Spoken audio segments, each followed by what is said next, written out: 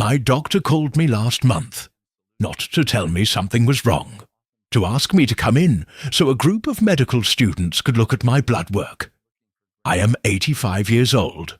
My fasting glucose has never been above 94. My A1C has never crossed 5.4. I have no insulin resistance, no prediabetes, no metabolic syndrome. Nothing. The students wanted to know what I eat. I told them. They wrote it down and looked slightly disappointed, because it wasn't remarkable. It wasn't a protocol. There was no 72-hour fasting window, no continuous glucose monitor, no elimination of entire food groups. One of the students, young man very earnest, raised his hand and said, "But statistically, at your age, with your family history, this shouldn't be possible." I said, "Young man, I know. That's exactly why you should keep listening. Because what kept me here had almost nothing to do with what was on my plate, and everything to do with something nobody in that room had thought to ask about. My name is Harold. I'm 85 years old. I worked as a high school chemistry teacher for 38 years. I have buried 2 brothers, both diabetic. I watched my father lose a toe, then a foot, then his will to continue. And I watched all of it very carefully, because that's what chemistry teachers do. We watch until we understand what's actually happening. What I'm about to tell you took me 85 years to assemble. No one gave it to me whole. I had to find each piece myself, usually after something went wrong. Let me tell you about my brothers first, because without them, nothing else I say will make sense. Raymond was 2 years older than me. Big man, loud laugh, the kind of person who filled a room without trying. He was diagnosed at 54. By 61, he was on insulin. By 67, he had neuropathy in both feet. He passed at 71. Dennis was 4 years younger than me. Quieter, more careful, or so we all thought. He ate better than Raymond. He went to the gym for a period in his 50s. He still got the diagnosis at 57. He lasted to 74, but the last 5 years were not kind years. My father went the same way. Different generation, less understanding of what was happening, more suffering because of it. When Dennis was diagnosed, my wife Ruth looked at me across the kitchen table and said, "Harold, it's coming for you next." She wasn't being cruel. She was being accurate. And I had been a scientist long enough to know the difference. I went to my doctor. I said, "My father and both brothers have type 2 diabetes. What do I do?" He said what doctors said in those days. Watch your sugar intake. Maintain a healthy weight. Exercise regularly. Good advice. Correct advice. Advice that my brothers had also received and followed, imperfectly but genuinely. And that had not been enough. So I started paying attention to what the advice was missing. Because something was missing, I was certain of it. Before I get to what I actually found, I'll give you the list. Because you deserve it and because it's real, and because ignoring it would be dishonest. I never drank sugary drinks. Not soda, not juice, not the sweet tea that was everywhere in the South where I grew up. Water, black coffee, occasionally a small glass of wine with dinner. That's been my entire life. I eat breakfast like a man who means it. Eggs, always. Sometimes with vegetables, sometimes with a small piece of whole grain bread. Never pastry. Never cereal from a box. The breakfast sets the metabolic tone for the day, and I learned that early. I eat real food mostly, not perfectly. I've had pie at family gatherings. I've eaten things I knew were not ideal.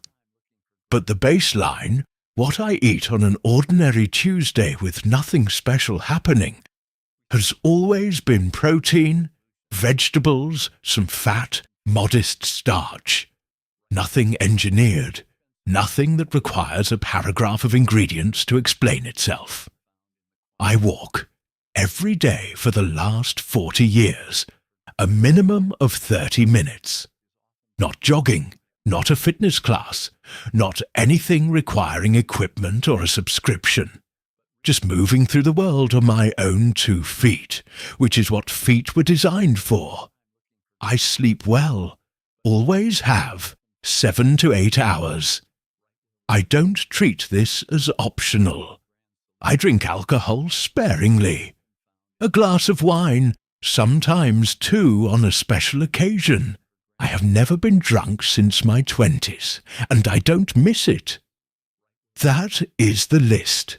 It's unglamorous. There's nothing on it you haven't heard before. And if I stopped there, you would leave thinking you understand what kept the diabetes away. You'd be wrong. Because my brother Dennis followed a list that looked very much like that one. And he still got sick. I want to tell you about a colleague of mine, Edward. We taught at the same school for 22 years. He taught biology, knew the human body the way I knew the periodic table, deep familiarity, genuine love for the subject. Edward had diabetes in his family too. His mother, his uncle. He was aware. He was proactive. He read everything. He was genuinely one of the most informed lay people on metabolic health I have ever known. He could explain insulin resistance to a 15-year-old in terms they would remember for life, because he had a gift for making complex things tangible. He monitored his diet. He exercised consistently. He did many of the right things. He was diagnosed at 61. I used to eat lunch with Edward in the teacher's lounge for years, and I noticed something about those lunches. Not what he ate, what surrounded the eating. Edward ate while grading papers. Edward ate while worrying out loud about the school budget. Edward ate while checking his watch, because there was always another meeting. Edward ate like a man who was refueling a vehicle, not nourishing a body. And after lunch, he went back to a level of daily, relentless, low-grade stress that never fully resolved. Budget concerns, difficult administration, a divorce in his mid-50s that rearranged everything, years of sleeping 6 hours because there was always more to do. He knew everything about the biology of blood sugar. He never connected it to the cortisol running through him every day like a river that never stopped.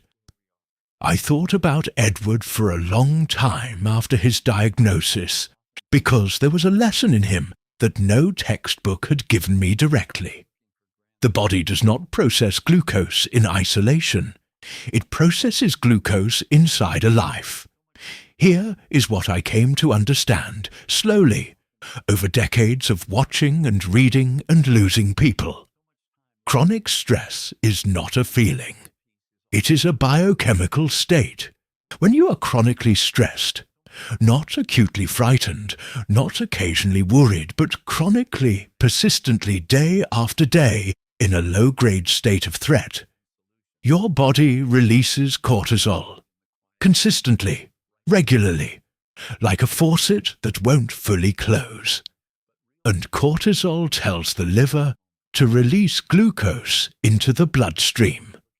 Not because you ate anything, because your nervous system believes you are in danger and is preparing you to fight or flee.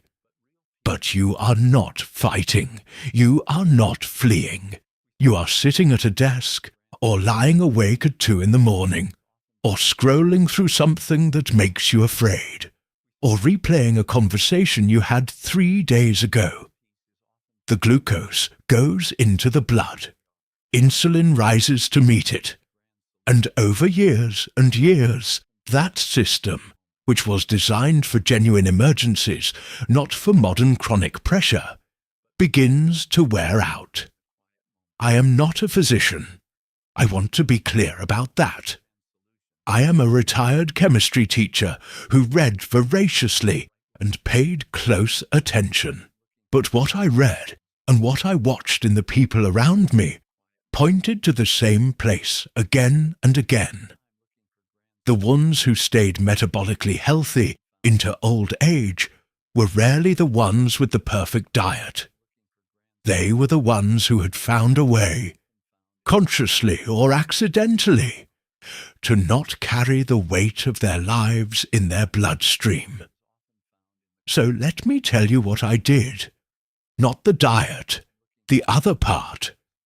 I protected my sleep like it was a professional obligation. When my children were young, this was harder. I won't pretend otherwise. But once they were older, I treated sleep as non-negotiable. If I had to choose between finishing something and sleeping, I slept and finished it in the morning. The work waited, the body could not. I have read enough about cortisol and sleep deprivation to know that one bad night is nothing, and that 5 years of 6-hour nights is a metabolic event happening in slow motion. I refuse to let that be my story.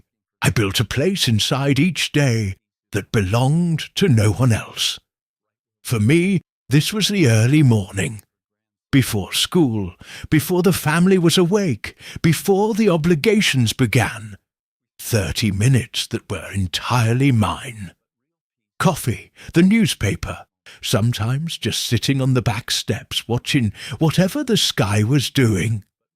It sounds like nothing. It was everything. Those 30 minutes told my nervous system every single day, you are safe. You are not being chased. There is no emergency this morning. 30 years of that message, repeated daily, is not a small thing.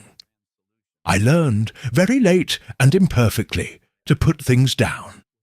This was my hardest lesson. I am by nature a man who holds things, worries, turns problems over at night like a stone that might have something under it. My wife Ruth used to say I was still at school in my sleep. She was right. And it cost me. I don't know exactly what it cost me physiologically. I can't prove the counterfactual. But I know that the years I carried the most, the difficult years mid-career, the years of financial pressure, the years of watching my brothers decline, those were the years my glucose crept up slightly, never into danger, but notably before coming back down. The correlation was consistent enough that I could not ignore it. When I learned to release things, not forget them, not pretend they weren't real, but consciously set them down at the end of the day, my numbers improved. I'm a chemistry teacher. I believe in data. That was data. I moved every day, but more importantly, I moved in ways I enjoyed. This distinction matters more than people realize. Joyless exercise is still a mild stressor. Your body doesn't always know the difference between a punishment run and an actual threat. Exercise is beneficial, profoundly so. But the benefits are maximized when the movement feels like something you chose rather than something you're enduring. I walked because I genuinely like walking. I like the neighborhood changing with the seasons. I like the particular quality of morning light. I like the fact that nothing is required of me while I'm moving except to keep moving. Find movement that your body doesn't resist. The exercise you enjoy is worth 3 times the exercise you endure in reluctant compliance. In 2004, both of my brothers were gone within 14 months of each other. Raymond in March, Dennis the following May. I was 64 years old, and I was the last one left. The only one of the 3 boys who had made it past 70 without the diagnosis. Past 60 without the diagnosis. After Dennis's funeral, I drove home alone because Ruth had gone ahead with the children, and I sat in the car in the driveway for a long time before I went inside. I remember thinking, I am sitting in the space where they should be. And then I thought, the only way this means anything is if I stay. Not out of fear, out of responsibility to the fact that I was still here. That the body I had been given, with all its same predispositions, all its same genetic inheritance, the same father and the same blood, had so far taken a different path. And that path needed to be walked consciously, not accidentally. I was not special. I was not more disciplined than Raymond. I was not more intelligent than Dennis. But I had done something differently, and sitting in that car, I finally admitted to myself that I knew what it was. I had learned, slowly and imperfectly, to let the body live in the present. My brothers, and I say this with love, not judgment, had each spent years at war with themselves. Raymond with his temper, with old grievances he never set down. Dennis with a perfectionism that turned every ordinary failure into a verdict. Both of them carried the weight of their inner lives in their bodies, in ways I recognized because I had watched it from the outside for decades. The body does not distinguish between external threat and internal suffering. It responds to both.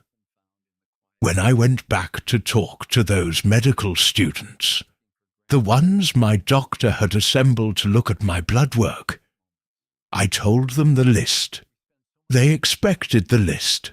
I gave it to them, and then I said, now, I want to tell you something that isn't in what you're studying, but that I have watched operate in human beings for 60 years.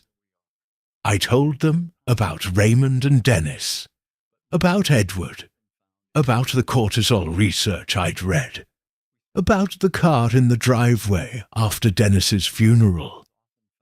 The young man who had said it was statistically impossible. He stopped writing. He just listened. At the end, he asked, "So are you saying stress causes diabetes?" I said, "I'm saying the body lives inside a whole life, not just inside a diet.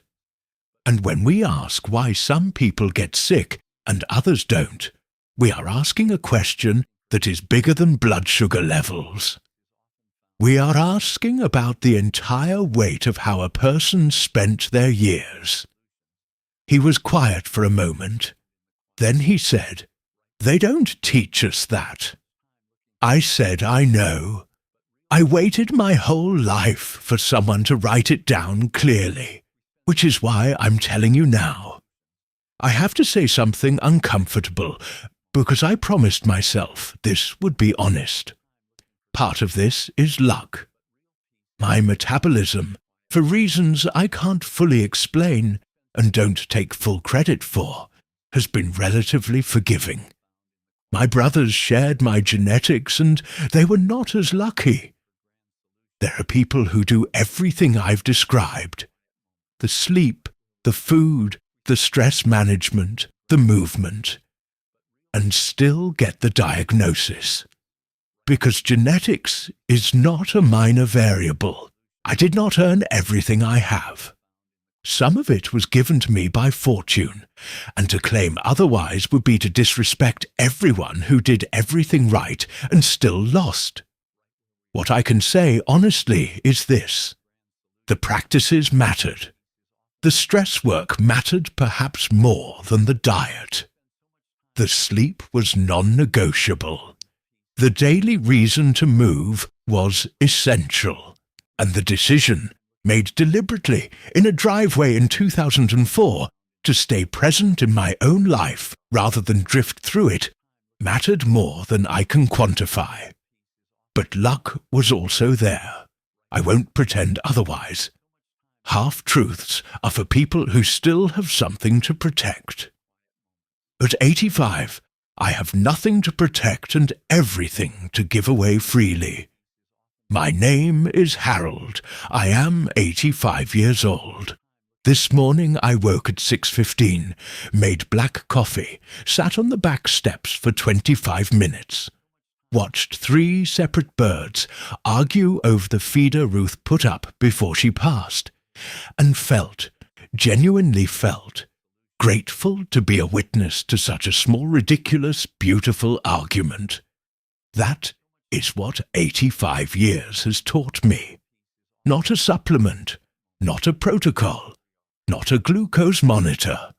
A nervous system that knows it is not in danger. A body that sleeps because it trusts the morning will come. A life that gives you reasons to stay inside it. The diabetes did not come for me. I do not know with certainty why, but I believe, with everything I have observed in the laboratory of my own life, that the body is listening to the whole conversation of how you live. Not just what you eat, not just how much you exercise. The quality of your rest, the weight of your unresolved things, the presence or absence of joy in ordinary days, the decision made again and again to be here, actually here, rather than somewhere in the future or somewhere in the past, waiting for life to officially begin. Eat real food, sleep without negotiation, move in ways that feel like living, not punishment. Put things down at the end of the day. Find one small thing each morning that makes the world worth looking at. And remember, the body does not keep score only of what you ate. It keeps score of everything.